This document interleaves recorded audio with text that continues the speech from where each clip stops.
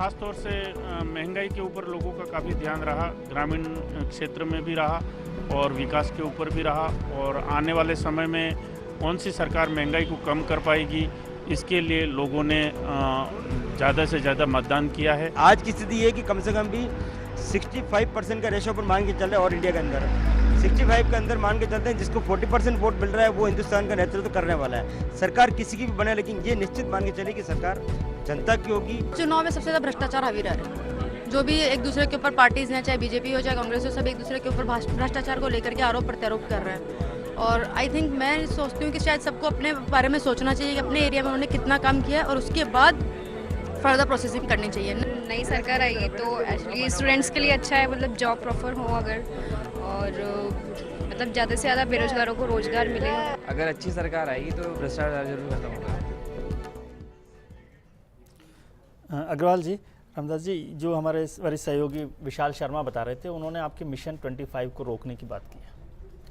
अब देखिए, रोकने की बात रुकेगा या नहीं रुकेगा, इसके बारे में तो मैं अब बहुत ज़्यादा बोलना कमल जी कह रहे थे ना, जो आप जानते हैं वो बता दीजिए। नहीं, मैं आपको बताता हूँ कि हमारा मिशन है जी। अब मिशन 100% पूरा होता है कि 95% पूरा होता है, ये अब जनता पर निर्भर है, हमारे हाथ में नहीं है। हमने प्रयास पूरा किया कि हम 25 जो जनता के हाथ में था वो जनता ने डाल दिया वोट, और वो सारा आपको पता है स्क्रूटनी। इसलिए मैं कह रहा हूँ जो वहाँ आप, इसलिए मैं कह रहा हूँ, मेरा विश्वास मुख्यालय पे जो आप बता रहे हैं वो यहाँ बता दीजिए ना। मेरा अनुमान भी है और मेरा विश्वास भी है, क्योंकि देश में जिस प्रकार का वातावरण था, जिस प्रकार की अंडर करंट थी, उससे ऐसा नहीं लगता कि राजस्थान में कहीं भी कोई सीट हम लूज कर सकेंगे, क्योंकि कैंडिडेट को इस बार लोगों ने देखा ही नहीं है। वो केवल एक लहर के नाते कमल को देख रहे हैं, कोई इशू नहीं है या मोदी को देख रहे हैं। इसके अलावा इस देश में जो ऐसा वसुंधरा जी का कोई रोल नहीं है इसके। नहीं, देखिए, मैं अभी एक चीज पर चलिए, जब पार्लियामेंट का चुनाव हो रहा है, उस समय जब देश भर के अंदर एक प्रकार का करंट पैदा हो गया, तो अब देश की जनता ने, मैंने पहले भी कहा कि इस बार वोट का पैटर्न बिल्कुल डिफरेंट है। सारण साहब, आपको लगता है कि गलती कर दी आपने? कौन कौन हारेंगे, कौन कौन जीतेंगे, विपक्ष के लोग, इस इलेक्शन में जब अंदाज करना मुश्किल। रामदास जी कह रहे हैं कोई इशू ही नहीं रहा कैंडिडेट का, तो फिर आप जबरदस्ती इस लड़ाई में कैसे नहीं रहा इशू? या आप जोश जोश में आ गए कि दिल्ली के विधानसभा क्रिएट किया है, ये तो हमारे फॉलो कर रहे हैं इश्यूज को।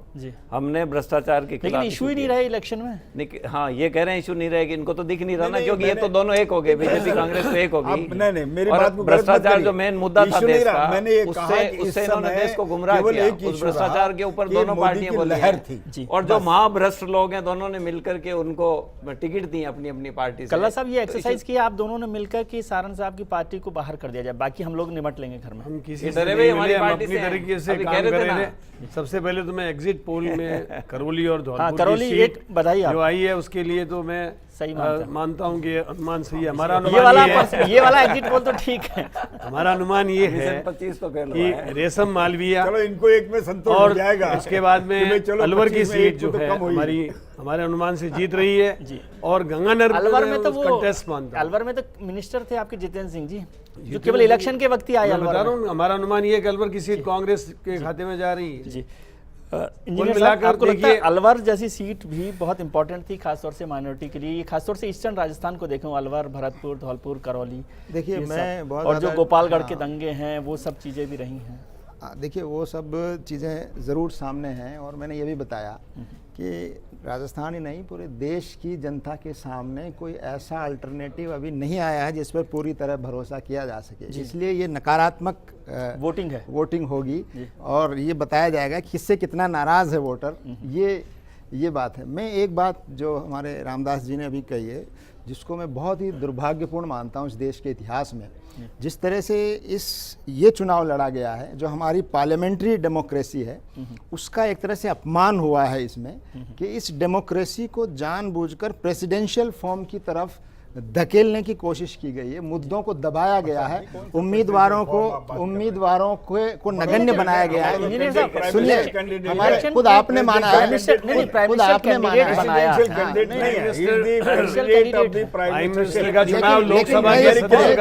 खुद आपने माना है। नहीं, लेकिन मैं इसमें थोड़ा सा करेक्शन करूं कि पिछले इलेक्शंस को, मैं बहुत सारे इलेक्शंस मैंने भी देखे हैं, ज्यादातर इलेक्शंस में ऐसा ही हुआ है। 89 में वीपी सिंह थे, 84 में इंदिरा गांधी का मामला था, उससे पहले 80 में इंदिरा गांधी थी, 77 में जयप्रकाश नारायण। लेकिन इस बार जो डिक्लेयर कभी नहीं किया। इस बार जो हुआ है, इस बार बीजेपी ने 98 में इलेक्शंस में कहा, उनकी पार्टी का ब्रास है आज भी लगा के घूम रहे हैं। इनके राहुल गांधी जी आज भी सब जगह पर राहुल गांधी जी हमारे उनके मोदी जी है, वो तय नहीं किए गए, वो तय है सर। एक्चुअली में प्रधानमंत्री चुनने का काम अरविंद केजरीवाल लोकसभा के सदस्य करते हैं। राहुल गांधी लोकसभा के सदस्य अपमान है जनता का कि आप पहले से प्राइम मिनिस्टर का ऐलान नहीं, कांग्रेस ने तो परिपाटी बदल दी, लोकसभा लोकतंत्र के मायने ही बदल दिए, राज्यसभा से प्राइम मिनिस्टर बना करके। ये तो लोकतंत्र के ऊपर बहुत बहुत दबा मानते हैं हम लोग। ये पहला चुनाव है जो मैंने अपनी जिंदगी में 60 साल में देखा है जिसमें प्रधानमंत्री जो एग्जिस्टिंग प्रधानमंत्री है वो इन चुनाव में कहीं नहीं है। He is deleted. नहीं, ऐसा नहीं He has been deleted from क्या the बात party. है, पूरे हिंदुस्तान में उन्होंने अपनी जगह-जगह मीटिंगें की है। Anywhere. आप He इलेक्शन has not के shared- मनमोहन सिंह जी He जो has not हैं shared big rallies वो at all. पंजाब He में, has not addressed Delhi anything. में, He was हरियाणा completely में, deleted from आसपास the कई जगहों total के ऊपर election. गए हैं। टोटल इलेक्शन से नहीं, कोई नहीं, कैंडिडेट मनमोहन सिंह जी ने प्रधानमंत्री का कैंडिडेट देश बाहर हो के जाए ये पहली अनेक बार इस हिस्सों में इतिहास जाकर में हुआ है। मीटिंगें की और हैं। इसलिए हो गया क्योंकि कांग्रेस पार्टी उनके किए हुए कामों का तो वर्णन करती है लेकिन उनको प्रस्तुत नहीं कर सकती स्टेज पर लाकर कि जनता इनके नाम पर वोट दो। लेकिन ऐसा नहीं कल्ला कर साहब सकते। पहली बार मैंने मनमोहन सिंह जी ने सब जगह अपने स्तर पर काफी मीटिंगें ली है। वो सोनिया सोनिया हो रहा है सब जगह। मीडिया में सब जगह मोदी मोदी सोनिया करना गांधी है। हमारी आप पार्टी के केजरीवाल अध्यक्ष हो रही हैं। है, क्या वोटों को अगर है तो प्रभावित कहीं करने पर का तरीका हमारी नहीं पार्टी के है? क्या ये अध्यक्ष रोकना हैं। नहीं चाहिए? आपने आडवाणी जी को फिर से अलूप कर दिया। ब्रांड आपका यही आडवाणी जी का प्रधानमंत्री है। नहीं है भाई। अरे आडवाणी आपके जी जैसे प्रधानमंत्री हैं वरिष्ठ 10 साल के अटल जो बिहारी वाजपेयी जैसे जिनके गाने आप वरिष्ठ गा रहे हो। नेताओं को चलिए, बिल्कुल मेरे गाने वरिष्ठ वाले सहयोगी उपलब्धियों को कल्ला आपने साहब अग्रवाल जी सारे नेताओं को एकदम अलूप कल्ला कर जी दिया। थोड़ा सा आगे बढ़ते हैं, थोड़ा सा आगे बढ़ते हैं। मेरे स्टेट लेवल के उसको लीडर डम कर दिए बेचारे। देखिए खाया पिया चलते हैं, एक बार सजा किसको? मेरे वरिष्ठ सहयोगी मनु जिसने मेरे साथ खाया जुड़ा हुआ पिया वो है। तो मनु आपका क्या कहना है? देखिए विजय, मेरे पास में 7 सीटों का आकलन है जिसमें राजधानी की एक दूसरी सीट है जयपुर ग्रामीण, उसका विश्लेषण जो सामने आया, एग्जिट पोल सामने आया, उसके अंदर राज्यवर्धन सिंह भारी नजर आ रहे हैं क्योंकि डॉक्टर सीपी जोशी जिस दिन भीलवाड़ा छोड़ करके आए थे और उन्होंने साफ तौर पर यह कह दिया था कि वो वहां पर काम नहीं करा पाए हैं जो कराना चाहिए था और यहाँ पर आकर के वो चुनाव लड़ रहे हैं, तभी से वो पिछड़ते हुए नजर आने लगे थे। और नवीन कांग्रेस के पिलानिया सबसे सीनियर लीडर हैं वो तो। जी बिल्कुल दिग्गज नेता थे, लेकिन जो उन्होंने सीट बदली उसका ज्यादा खामियाजा उनको उठाना पड़ा है। दूसरा जो नवीन पिलानिया जो वहां उतरे हुए थे राजपा से, उन्होंने भी जो नुकसान दिया है वो खासतौर से सीपी जोशी को दिया है, उसके बाद में राज्यवर्धन सिंह को दिया है। इस कारण से राज्यवर्धन की कुछ लीड कम हो सकती है। इसके अलावा जो दूसरी सीट मेरे पास में थी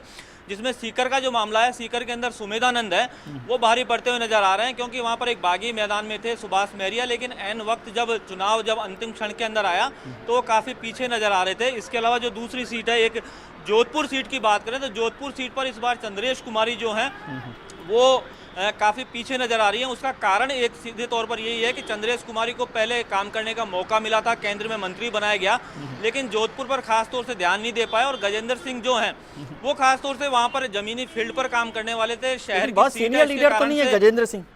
सीनियर लीडर नहीं है, यही एक भारतीय जनता पार्टी ने एक जमीनी स्तर के कार्यकर्ता को उनके सामने उतारा और जो आरएसएस है उसका पूरा सहयोग उनको मिला। तो ये तमाम जो बातें और सारे फैक्टर देखते हुए भारतीय जनता पार्टी ने चुनाव लड़ा है। इसके अलावा जो अन्य सीट है जो दौसा की है, खासतौर से पूरे 25 सीटों के अंदर दौसा के ऊपर सबकी नजर बनी हुई थी। दौसा के अंदर जो स्थिति थी, पहले चतुष्कोणीय मुकाबला बना हुआ था, हरीश मीणा, डॉक्टर किरोड़ीलाल मीणा, नमो नारायण मीणा, इसके अलावा जो एक अंजू धान का जो चतुष्कोणीय मुकाबला बना रही थी, लेकिन चुनाव जब ऐन वक्त पर आखिरी उसके अंदर आए तो ये जो मुकाबला रह गया वो केवल हरीश मीणा और डॉक्टर किरोड़ीलाल मीणा के बीच में रह गया।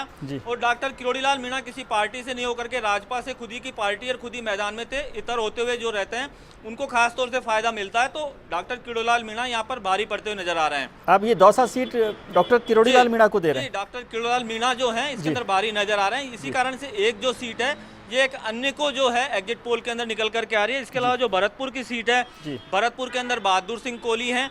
इसके अलावा जो वहाँ जालोर और सिरोही है, यहाँ भी मुकाबला काफी दिलचस्प है। जालोर जो सीट है इसके अंदर देवजी पटेल जो है वो भारी पड़ते हुए नजर आ रहे हैं। यहाँ पर बूटा सिंह जो है उन्होंने एक तीसरा मोर्चा खोल रखा था, मतलब एक निर्दलीय के रूप के अंदर मैदान के अंदर उतरे और जो उदयलाल अंजना है वो बाहरी प्रत्याशी थे। और इससे पहले जो यहाँ पर एक समीकरण चल रहा था कि अशोक गहलोत के पुत्र जो वैभव गहलोत हैं वो मैदान में उतरेंगे, लेकिन ऐन वक्त पर उनका टिकट काट करके उदयलाल अंजना को दिया गया। ये भी कांग्रेस के लिए खासतौर से एक नुकसान वाली बात है और वहाँ पर ये पिछड़ सकते हैं। एक जो लास्ट वाली जो सीट है वो है भीलवाड़ा। भीलवाड़ा सीट के ऊपर भी सुभाष बहेड़िया जो भारतीय जनता पार्टी से हैं वो भारी पड़ते हुए नजर आ रहे हैं। वहाँ पर एक नया जो चेहरा था अशोक चांदना, यूथ कांग्रेस के अध्यक्ष हैं, पूरी यूथ कांग्रेस वहाँ पर जुटी हुई थी। लेकिन सुभाष बेड़िया हैं, पहले भी सांसद रह चुके हैं, पूरा चुनावी जो रणनीति है वो उनको मालूम है। अशोक चांदना वहाँ केवल विधायक हैं, लेकिन सुभाष बेड़िया भारी नजर आ रहे हैं। जी विजय त्रिवेदी, मतलब आपने सभी सीटें, इसमें एक भी सीट कांग्रेस को नहीं दी? एक सीट कांग्रेस के पास में एक भी सीट नहीं है, एक तो अन्य के पास में एक सीट जाती हुई जो नजर आ रही है वो डॉक्टर किरोड़ीलाल मीणा की है। जी विजय जी, जी जी बहुत बहुत शुक्रिया मनु आपका कि आपने मुझे इस जानकारी से अवगत कराया और मेरा ज्ञानवर्धन किया। हर चरण का जो मतदान हुआ है उसमें कांग्रेस के कुशासन और करप्शन के खिलाफ वोट की एक गहरी चोट पड़ी है और 16 तारीख को करप्शन और कुशासन का किला ढह जाएगा और सुशासन का स्वर्णिम युग शुरू होगा। आम आदमी पार्टी अभी पूरी तरह से पार्टी नहीं बनी। वो तो एक व्यक्ति जो कहते हैं और जो बदलते रहते हैं उसके आधार पे उनका नीति निर्धारण होता है। और अब तृणमूल कांग्रेस भी वही सब कर रही है जो वामपंथी दल अपने विरोधियों के साथ कर रहे हैं। गलत चीजें हैं ये सब, शिकायतें वगैरह तो होती रहेंगी, लेकिन अगर इस तरह से नेता खुलेआम कानूनों का उल्लंघन करते हैं तो ये देश के लिए अच्छी बात नहीं है। अब चुनौती किससे मान रहे हैं? आज आज भ्रष्टाचार और महंगाई से चुनौती है। यहाँ त्रिकोणीय मुकाबला है या किससे मुकाबला है आपका? नहीं, त्रिकोणीय तो कहाँ है जी। अब अजय राय जी तो कहीं है ही नहीं। तो आप किसको मानते हैं नंबर 1? मुझे लगता है कि सीधे सीधे नरेंद्र मोदी जी से, और अब जो पिछले 3 दिन से माहौल बदला है, अब तो सारे लोग कह रहे हैं कि नरेंद्र मोदी जी हार रहे हैं। कांग्रेस की, सपा की और इनके साथ साथ बीजेपी की भी खास तौर से बहुत ज्यादा हालत खराब है। जी इस बार इस खास कार्यक्रम के लिए हमने सवाल पूछा था कि क्या इन चुनावों से बदलाव होगा, क्या देश की तस्वीर बदलेगी। जनता का मानना है 61% लोग मानते हैं कि हाँ तस्वीर बदलेगी, समाज की, देश की, राष्ट्र की, प्रदेश की। और 39% लोगों को अभी बहुत उम्मीद नहीं है। 61% लोग समझ रहे हैं तो भी बेहतर बात है कि चुनावों का कोई फ़ायदा हो सकता है। कल्ला साहब आपसे बात करूँगा कि आप अभी जो हमारे एग्जिट पोल आ रहे हैं, नंबर को छोड़ दें, आपके सारे मंत्री जो हैं, जो केंद्र में मंत्री रहे हैं, जिनके लिए ये माना जाता है कि मंत्री इसलिए बनाया जाता है कि वो राजस्थान का या स्टेट का विकास करेंगे, कॉन्स्टिट्यूंसी पर ध्यान देंगे, और वो सब हार रहे हैं, तो फायदा क्या हुआ? गलत लोगों को चुन लिया। मैं एग्जिट पोल के कुछ नतीजों से इसलिए सहमत नहीं हूँ कि हमारी पार्टी ने जो अनुमान लगाया उसके अनुसार जयपुर ग्रामीण सीट हम लोग जीत रहे हैं। इसी प्रकार तो वो है नमो नारायण जी की जोशी जी है ना, सीपी जोशी जी का जिक्र कर रहे हैं। हाँ, सीपी जोशी जी क्यों जीत सकते हैं? जहाँ सांसद थे वहाँ काम नहीं किया, खुद ने मान लिया, तो क्यों दूसरी पार्टी, दूसरी कॉन्स्टिट्यूंसी वाला जिताएगा उनको?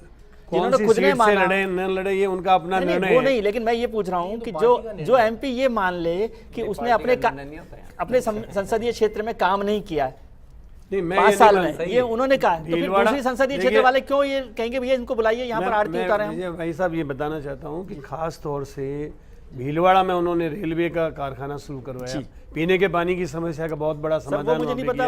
भीलवाड़ा में उन्होंने बहुत अच्छा काम किया, लेकिन उसके बाद आपके भीलवाड़ा की जो सीट है उसमें भी चांदना जी हमारे अनुमान के हिसाब से जीत रहे हैं। भीलवाड़ा में पानी नहीं लेके आ सका, इसलिए मैं पानी की योजना उन्होंने खुद ने कहा था, वही कर रहा हूं। उसमें देखिए योजना को इम्प्लीमेंट करने में तो टाइम लगता ही है, कोई तो कारण, लेकिन उन्होंने अपनी तरफ से पूरा प्रयास किया। इसके अलावा आप देखिए भीलवाड़ा की सीट को हम आज की तारीख में हमारा अनुमान ऐसा है कि हम उसको जीत रहे हैं। और जहाँ तक जोधपुर का सवाल है, जोधपुर में भी काफी अच्छी फाइट की है और जिन मंत्रियों ने जिन विभागों को संभाला राजस्थान के लिए उन्होंने अच्छा काम किया। चलिए मेरे आप जानते हैं कि भीलवाड़ा की सीट क्यों किसी एक पर्टिकुलर जाति के व्यक्ति को दी गई, क्यों आपको जैसलमेर की सीट, बाड़मेर की सीट पर्टिकुलर एक जाति के व्यक्ति को दी? यूथ कांग्रेस पर चर्चा अच्छी तरह जानते हैं सभी कि किस जाति की वजह से। हरीश चौधरी तो बीजेपी ने क्यों वहां पर दी और कांग्रेस ने यहाँ पर क्यों दी? पहले से एमपी है, हमारा सिटिंग एमपी है। उनके साथ तो परेशानी थी क्योंकि पिछली बार काफ़ी एमपी थे तो उनको टिकट देना ही था। मेरे वरिष्ठ सहयोगी अरविंद पांडे हमारे साथ जुड़े हुए हैं। अरविंद जी, आप दूसरे चैनल्स पर, दूसरे जो मीडिया संस्थान हैं उनके भी एग्जिट पोल को देख रहे हैं, उनकी क्या रिपोर्ट कहती है? देखिए विजय जी, अगर बाकी चैनलों की बात की जाए तो सबसे पहले एबीपी न्यूज़ की बात करें तो एबीपी न्यूज़ ने बीजेपी को यहाँ पर 22 सीटें दी है, और कांग्रेस की बात करें तो कांग्रेस को 2 सीटें और अदर्स में 1 सीट दी है जी। वहीं आज तक की बात करें तो आज तक बीजेपी को 21 से 25 सीटें दे रहा है जी, और कांग्रेस को 4 सीटें और अदर्स को 1। टाइम्स नाउ की बात करें तो टाइम्स नाउ भी 21 सीटें बीजेपी को दे रहा है, कांग्रेस को 4 सीटें और अदर्स को 1 सीट जी। तीनों मतलब सभी लोग जो हैं बीजेपी के मिशन 25 को पूरा होता नहीं देख रहे हैं। बहुत बहुत शुक्रिया अरविंद आपका कि आपने इस पर मेहनत करके ये जानकारी हमें दी है, बहुत शुक्रिया आपका। रामदास जी आप कुछ करें पहले। पिछले बात चल रही थी कि इस इलेक्शन में जो खास बात रही है वो ये है कि व्यक्तिवाद जो है उसको बहुत ज़्यादा उभारा गया, मुद्दों को दबाया गया और ख़ुद हमारे बीजेपी के वरिष्ठ नेता हैं कह रहे हैं कि इस बार कैंडिडेट इम्पोर्टेंट नहीं था, इस बार लोग कैंडिडेट को देख भी नहीं रहे थे और पार्टियां कैंडिडेट को दिखाना भी नहीं चाह रही थी क्योंकि शायद दिखाने लायक नहीं थे, इसलिए उन्होंने एक चीज़ चुनी और नारा भी उन्होंने ये नहीं दिया कि अब की बार कोई बीजेपी की सरकार आएगी, अब की बार मोदी जी की सरकार है। यानी एक व्यक्ति को इस तरह से, लेकिन ये भी तो होता है ना कि आपका ब्रांड यदि इतना बिकने लायक है तभी तो आप कर रहे हैं ना। हमारा मानना ये है कि ये जनता को भ्रमित करने के लिए, मुद्दों को दबाने के लिए और जो ये भी तो हो सकता है कि वो बहुत नेगेटिव हो जाए कि आप मोदी के खिलाफ ही खड़ा हो जाए पूरा देश, ये भी तो हो सकता है। मैं कह रहा हूँ वही, और जो आपने एक बात कही थी इलेक्शन में जो वोटिंग परसेंट बढ़ा है उस पर मुझे याद आ रहा है कि उसके कई कारण और हैं। 1% तो ये है कि यूथ वोटर जो बढ़ा है, फर्स्ट टाइम वोटर, उसमें एक जोश, हाँ वो तो परसेंटेज है, हाँ, नहीं कि नंबर बढ़ा है, नहीं number not saying about the number, Saran साहब ये परसेंटेज है। सारण साहब जो अदर चैनल्स के भी एग्जिट पोल है उसमें भी आपकी पार्टी का जिक्र नहीं किया गया है। हमारी पार्टी, मैंने आपसे पहले भी अर्ज किया था, हमारी पार्टी का जिक्र तो दिल्ली में भी नहीं होता। हमारी बात छोड़ दीजिए, और चैनल्स ने भी आपकी पार्टी का, तो सारे चैनल बराबर हैं साहब। हमारे पार्टी ने तो यहाँ उम्मीदवार ही नहीं माना हमें तो जी, हमारे ज्यादातर कैंडिडेट का नाम ही नहीं दिया, न अखबार में दिया न टीवी चैनल्स के ऊपर आया, ज्यादातर उम्मीदवार को तो हमारे यहाँ उम्मीदवार ही नहीं माना। चलिए मेरे वरिष्ठ सहयोगी 443 में रामदास जी आपके पास आता हूँ, तो 441 का शायद नाम किसी को मालूम नहीं जी। मेरे वरिष्ठ सहयोगी प्रताप राव हमारे साथ जुड़े हैं। प्रताप जी आपके पास क्या हाल है? हमने करीब करीब 20 सीटों का हिसाब जान लिया है, क्या है बाकी सीटों का हाल राजस्थान का और ओवरऑल पिक्चर क्या है? विजय जी, सबसे बड़ी बात करें, इस बार चुनाव में पाकिस्तान की भी दखलंदाजी रही, लेकिन एक बात बड़ी स्पष्ट है कि देश में एकमात्र बाड़मेर ऐसी सीट है जहां पाकिस्तान की सीधी दखलंदाजी आए दिन देखी जाती है। उस सीट के बारे में अगर मैं बात करूं, जहां से जसवंत सिंह जो कि भाजपा के पुराने नेता हैं, पूर्व नेता हैं, जिन्होंने भाजपा से बगावत कर मैदान में जो उतरे थे, उस सीट पर अगर बात करें तो सीधे सीधे वहां टक्कर जसवंत सिंह और बीजेपी के बीच में मानी जा रही थी। और जब एग्जिट पोल के जो हमारे सामने जो परिणाम आ रहे हैं उसमें यह साफ नजर आ रहा है कि वहां भी मोदी लहर ने जसवंत सिंह के इस विरोध को दबा दिया, विद्रोह को दबा दिया और वहां भाजपा कुल मिलाकर जीतती हुई नजर आ रही है। विजय जी और सीट्स का क्या है खबर, थोड़ा सा जल्दी बता दें, मेरे पास वक्त कम है जी। विजय जी, चूरू के मामले में वहां त्रिकोणीय संघर्ष था, लेकिन त्रिकोणीय संघर्ष में भी भाजपा जो है वहां आगे बढ़ती हुई नजर आ रही है। वहां जो राम सिंह कसवा के पुत्र राहुल कसवा निश्चित तौर पे जीत की ओर बढ़ रहे हैं। इसी तरह से लेकिन वहां तो राजेंद्र राठौड़ नाराज थे। हाँ बिल्कुल, राजेंद्र राठौड़ की नाराजगी के बावजूद मोदी की लहर में शायद वो नाराजगी कमजोर पड़ गई और दब गई, और मोदी की लहर ने वहां भी जो राठौड़ की नाराजगी का कोई असर नहीं दिखने दिया। इसी तरह से नागौर की बात करें, वहां भी त्रिकोणीय संघर्ष था, लेकिन जो हनुमान बेनीवाल जो कि भाजपा को नुकसान करने के लिए खड़े हुए थे, कहीं ना कहीं उन्होंने कांग्रेस को नुकसान पहुंचा दिया और इसके चलते भाजपा वहां भी जीतती हुई नजर आ रही है। इसी तरह से सवाई माधोपुर की बात करें, सवाई माधोपुर में सीधा सीधा अजरुद्दीन को, जो कि एक बड़ा नाम है, उनको उतारा था, लेकिन कांग्रेस को उसका वहां भी कोई फायदा नजर नहीं आ रहा। चित्तौड़गढ़ में गिरिजा व्यास केंद्रीय मंत्री थी सामने, बीजेपी ने एक बड़े युवा और एकदम नए आदमी को उतारा था, सीपी जोशी को, और वहां भी सीपी जोशी गिरिजा व्यास को बिल्कुल पछाड़ते हुए नजर आ रहे हैं। इसी तरह से पाली में जो सीनियर एडवोकेट हैं पीपी चौधरी, वहां से बीजेपी के एकदम नए नवेले कैंडिडेट थे, उनके सामने बद्री जाखड़ जो कि अभी सांसद हैं कांग्रेस के, उनकी बेटी मुन्नी देवी उतरी थी, लेकिन वहां भी साफ तौर पे एक तरफा नजर आ रहा है। कुल मिलाकर विजय जी बात करें, जितनी मेरे पास जो आंकड़े आए उनमें सब सीटें बीजेपी को दी है आपने जी। बहुत बहुत शुक्रिया प्रताप जी। हमारे पास जो टोटल हमारे वरिष्ठ सहयोगियों का जो एग्जिट पोल है और फर्स्ट इंडिया का एग्जिट पोल है, उसके हिसाब से 23 सीटें जो हैं बीजेपी के पास हैं, एक कांग्रेस के पास है और एक अन्य के पास है जो आरजेपी के पास है।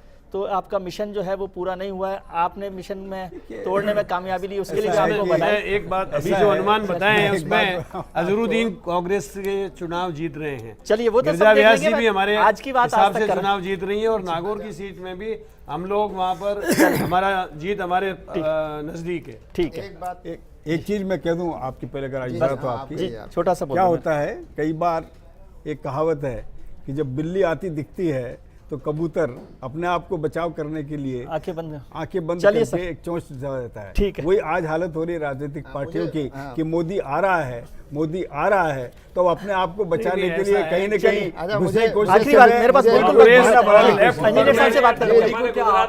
कांग्रेस पार्टी और लेफ्ट पार्टियां मिलकर के सरकार बहुत डरावना चेहरा है। मुझे सिर्फ इतना कहना है कि ये जो कहा जा रहा है मीडिया के माध्यम से और एक पार्टी मान रही है कि एक व्यक्ति की लहर चल रही है, ये तो इस बात से साबित हो रहा है कि गुजरात में 26 में से कितनी सीट आ पाती है ये बताएगा कि वहां लहर है कि नहीं। दूसरा ये कि मोदी जी खुद 2 जगह से खड़े हो रहे हैं, ये